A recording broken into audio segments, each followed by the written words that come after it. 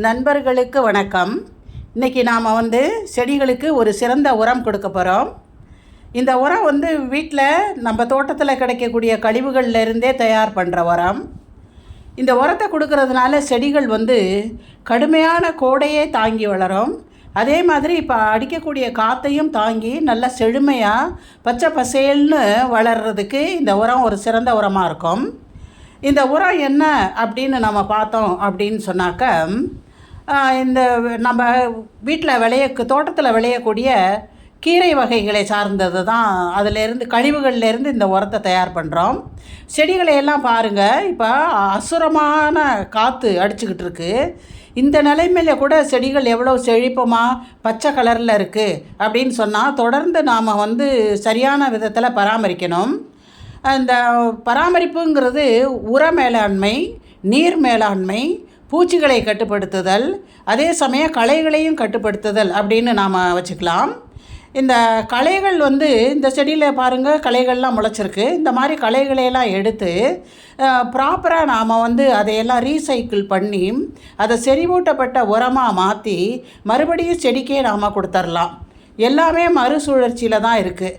வேணுங்கிறதுக்கு எப்போவுமே காசு போட்டு தான் ஒரு பொருளை வாங்கி செய்யணும் அப்படிங்கிறது கிடையாது. மாடி தோட்டத்தில் குறைந்த செலவில் நிறைந்த பலனை நாம் அடையலாம். அதுக்கு கொஞ்சம் உழைப்பு தேவை. என்னென்ன பொருளை எப்படி மாற்றி கொடுத்தாக்க தோட்டம் செழுமையாக இருக்கும், நமக்கு தொடர்ந்து மகசூல் கிடச்சிக்கிட்டு இருக்கும் அப்படிங்கிறத நாம் பார்க்கணும். இப்போ பார்த்திங்கன்னாக்கா, இப்போ ஆடிப்பட்டத்துக்கு நட்ட கண்ணுங்க தான். இந்த கண்ணுங்கள் எல்லாமே எவ்வளோ செழிப்பாக வளர்ந்துக்கிட்டு இருக்குது. இந்த கத்திரிக்காய் கண்ணுங்களை பாருங்கள், எவ்வளோ செழிப்பமாக இருக்குது. அடுத்து நீங்கள் பார்த்தீங்கன்னா இங்கே பக்கத்துலேயே தக்காளி கண்ணுங்க கூட இருக்குது. எல்லாமே இவ்வளவு செழிப்பமாக இருக்கிறதுக்கு காரணம் இப்படி நாம் உரம் கொடுக்கறது தான். இங்கே நீங்கள் பார்த்தீங்கன்னாக்கா சிகப்பு பசலைக்கீரை இருக்குது. இந்த தோட்டத்தில் நிறைய இடத்துல இந்த மாதிரி பசலைக்கீரை முளைச்சிருக்கு. ஒரு தடவை ஒரு குச்சி நட்டது தான். அதை பூத்து காய்க்கிறதுக்கு விட்டுட்டோம். அந்த காய்ச்சி பழமானது எங்கெங்கெல்லாம் பழம் விழுகுதோ அங்கேயெல்லாம் பசலைக்கீரையாக மண்டி போயிடுச்சு. எவ்வளவு தான் நாங்களும் சாப்பிடுவோம், அக்கம் பக்கத்துலேயும் கொடுப்போம். அதனால் இந்த கீரைகளையெல்லாம் என்ன பண்ணுறது அப்படின்னு யோசிக்கும் பொழுது தான் நமக்கு இந்த கொரியன் உரம் ஞாபகத்துக்கு வந்தது. அதில் நல்ல யூஸ்ஃபுல்லாக இருக்கிற பொன்னாங்கண்ணி கீரை, பசலைக்கீரை, இப்படி கீரைகளையெல்லாம் வெல்லம் போட்டு ஊற வச்சு அதை ஒரு 3 மாதத்துக்கு ஊற வச்சு கொடுக்குறாங்க. அது நல்ல நைட்ரஜன், அதாவது தழை சத்து நிரம்பிய உரம். அந்த மாதிரி ஏன் நாமளும் செய்து கொடுக்கக்கூடாது அப்படின்ட்டு இப்போ நாங்கள் தொடர்ந்து இந்த மாதிரி அதிக அளவில் இருக்கிற கீரைகளை பறிச்சுக்கிட்டு வீட்டுக்கு சமையலுக்கு போக மீதி இருக்கிற கீரைகளையும் அந்த கீரை நுனிகளில் இருக்கிற சின்ன சின்ன தண்டுகளையும் கொழுந்து தண்டுகளையும் அரைச்சி பதப்படுத்தி நாம் உரமாக கொடுக்குறோம். இந்த பசலையில் கொடி பசலை, குத்து பசலை, தர பசலைன்னு இருக்குது. இது கொடி பசலை வகையை சார்ந்தது. இதில் நல்ல ஆரோக்கியமான சத்துக்கள் இருக்குது. அதாவது protein, iron, potassium, flavonoids, anti accident, calcium, எல்லா சத்துக்களும் இதில் நிறைஞ்சிருக்கு. இந்த சத்துக்கள் எல்லாமே செடிகளுக்கும் மிகவும் அவசியம். நமக்கும் இது ரொம்ப ரொம்ப ஆரோக்கியத்தை தரக்கூடிய கீரை. அதனால் இந்த கீரையை இப்போ எப்படி நாம் எடுத்து இதை உரமாக தயாரிக்கலாம் அப்படிங்கிறத பாருங்கள். இப்போ இதிலேருந்து கீரையை ஆஞ்சுக்கிட்டோம். நுனியில் இருக்கிற இளமையான அந்த தண்டுகளை எல்லாம் பீஸ் பீஸாக கட் பண்ணி எடுத்துக்கலாம். கட் பண்ணி எடுத்துக்கிட்டு இதுங்களை நாம் ஒரு மிக்சியில் போட்டு அரைக்கணும். வாங்க பார்ப்போம் எப்படி செய்யலான்னு.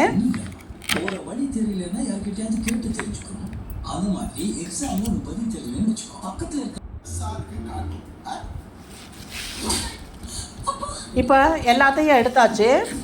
இந்த ஒரு மிக்சி ஜாரில் போட்டுக்கிறோம்.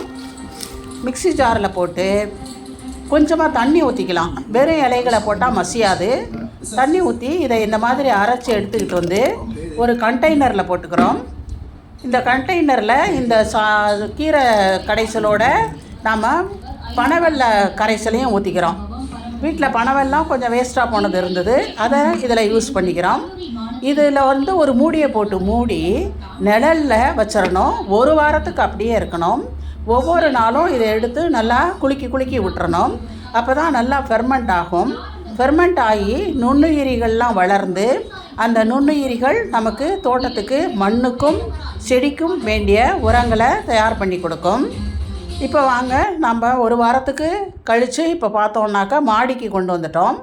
இதில் நிறமே எப்படி மாறி இருக்குதுன்னு பாருங்கள். இந்த கரைசல் நல்லா ஃபெர்மெண்ட் ஆயிருச்சு. இங்கே உள்ளே பார்த்தீங்க அப்படின்னு சொன்னாக்க இந்த நுண்ணுயிரிகள்லாம் வளர்ந்தது வெள்ளை கலரில் நமக்கு தெரியுது பாருங்கள். ஆக இந்த கரைசலை வச்சு எப்படி உரம் தயாரிக்கலாம் அப்படிங்கிறத இப்போ நாம் பார்ப்போம். எப்படி செடிகளுக்கு கொடுக்குறதுன்னு சொல்லிட்டு. இதை அப்படியே கொடுக்க முடியாது, நாம் டைல்யூட் பண்ணி தான் கொடுக்க போகிறோம். டைல்யூட் பண்ணுறதுக்கு எதை உபயோகிக்கிறோன்னு சொன்னாக்க, ஒரு வாரமாக அரிசி பருப்பு கழுவின தண்ணியை ஒரு குடத்தில் ஊற்றி வச்சுருக்கோம். அதை தான் யூஸ் பண்ண போகிறோம். இப்போ பாருங்கள், முதல்ல இந்த டப்பாவில் இருக்கிற இந்த இலை கரைசலை ப்ளூ பக்கெட்டில் ஒரு டப்பாவில் இருந்ததையும் இந்த பிங்க் பக்கெட்டில் ஒரு டப்பாவில் இருந்ததையும் நம்ம ஊற்றிக்கிறோம். ஊற்றிக்கிட்டு இந்த குடத்தில் இருக்குது பாருங்கள் அரிசி பருப்பு கழுவின தண்ணி, இதுவும் எப்படி ஃபெர்மெண்ட் ஆகி இருக்குது பாருங்கள். இதுக்கு மேலே என்ன ஒரு சிறந்த உரம் நமக்கு வேணும் பாருங்கள். நுண்ணுயிரிகள்லாம் எவ்வளோ வளர்ந்து மேலே தெரியுது. இந்த குடத்தில் இருக்கிற தண்ணியையும் நல்லா நாம் கலக்கி விட்டுட்டு 2 பக்கெட்லேயும் இந்த பக்கெட்டில் கொஞ்சம் அந்த பக்கெட்டில் கொஞ்சமாக ஊற்றிக்கலாம். இப்போ பாருங்கள், இதை ஒரு குச்சியை வச்சு நாம் கலக்கி விடுறோம். கலக்கி விட்டுட்டு தூக்கி ஊற்றிக்கலாம்.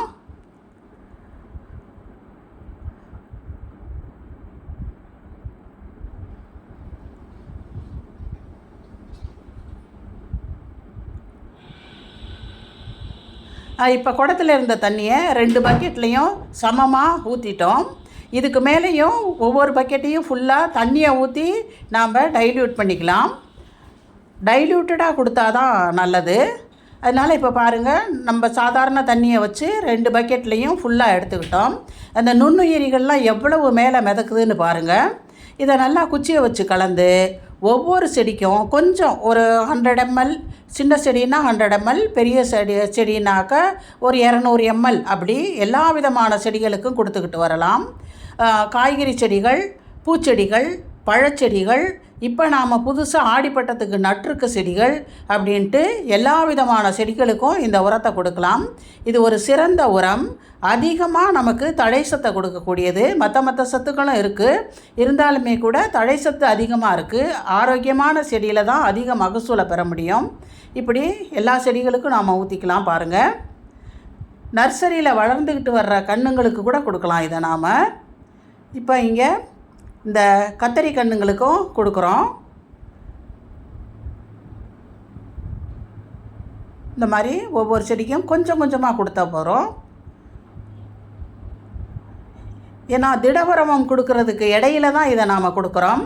திடவரவம் கொடுத்தோம் அப்படின்னு சொன்னாக்க அது செடிகள் எடுத்துக்கிற லெவலில் கன்வெர்ட் ஆகி செடிகளுக்கு போய் சேர்றதுக்கு கொஞ்சம் நாள் ஆகும். அந்த கேப்பில் நம்ம செடிகள் உரம் இல்லாமல் வாடி போகக்கூடாது அப்படிங்கிறதுக்காக தான் அப்பப்போ நாம் வீட்டில் இருக்கக்கூடிய கழிவுப் பொருள்களை வச்சு திரவ உரம் தயார் பண்ணி செடிகளுக்கு கொடுத்துக்கிட்டு வரோம். இப்போ ஆடிப்பட்டத்துக்கு நட்ட தக்காளி செடிங்களுக்கும் வெண்டைக்காய் செடிங்களுக்கும் இந்த உரத்தை கொஞ்சம் கொஞ்சமாக கொடுக்குறோம் பாருங்கள். இந்த அளவுக்கு கொடுத்தோம்னாக்க போகிறோம்.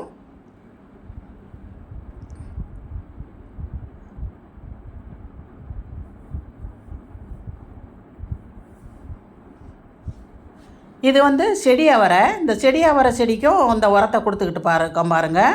கண்ணுகள்லாம் எவ்வளோ செழிப்பாக இருக்குது. பக்கத்துலேயே சிகப்பு சோளம் நட்டிருக்கோம். அந்த சிகப்பு சோள செடிக்கும் இந்த உரத்தை கொடுத்துர்லாம். அப்போ தான் இந்த காற்றடிக்கிறதுல இந்த ஸ்ட்ரெஸ்ஸை தாங்கி இது வளர்கிறதுக்கு வேண்டிய சக்தி கிடைக்கும். இந்த மாதிரி இருக்கக்கூடிய எல்லா செடிகளுக்கும் கொடுத்தாச்சு. ஆரோக்கியமான செடிகள் தான் ஆரோக்கியமான மகசூலை கொடுக்க முடியும். பாருங்கள், மல்லிகைப்பூ செடி இன்னும் பூத்துக்கிட்டு இருக்கு. பட்டன் ரோஸு, பிங்க் பட்டன் ரோஸும் இன்னும் பூத்துக்கிட்டு தான் இருக்குது. ஆக இந்த மாதிரி செடிகள் தோட்டம் நல்லா வளர்கிறதுக்கும் செழுமையாக த்ரூஅவுட்டு வருஷம் பூராவும் நமக்கு பலனை கொடுக்கறதுக்கும் அப்பப்போ தேவையான உரங்களை கொடுக்கறது நல்லது. அந்த வகையில் நாம் அந்த பசலிக்கீரை உரத்தை கொடுக்குறோம். கீரை இல்லாதவங்க என்ன செய்கிறதுன்னு கேட்காதீங்க. நம்ம சமையலுக்கு வாங்குகிற கீரையோட கழிவுகளை இந்த மாதிரி அரைச்சி கொடுக்கலாம். அடுத்து தோட்டத்தில் ஏற்படக்கூடிய சின்ன சின்ன கழிவு செடிகளையும் நாம் அரைச்சி பசுமையான உரத்தை கொடுத்தோம்னா தோட்டம் செழிப்பாக இருக்கும். இந்த வீடியோ பிடிச்சிருந்தா லைக் பண்ணுங்கள், ஷேர் பண்ணுங்கள், சப்ஸ்கிரைப் பண்ணுங்கள். நன்றி, வணக்கம்.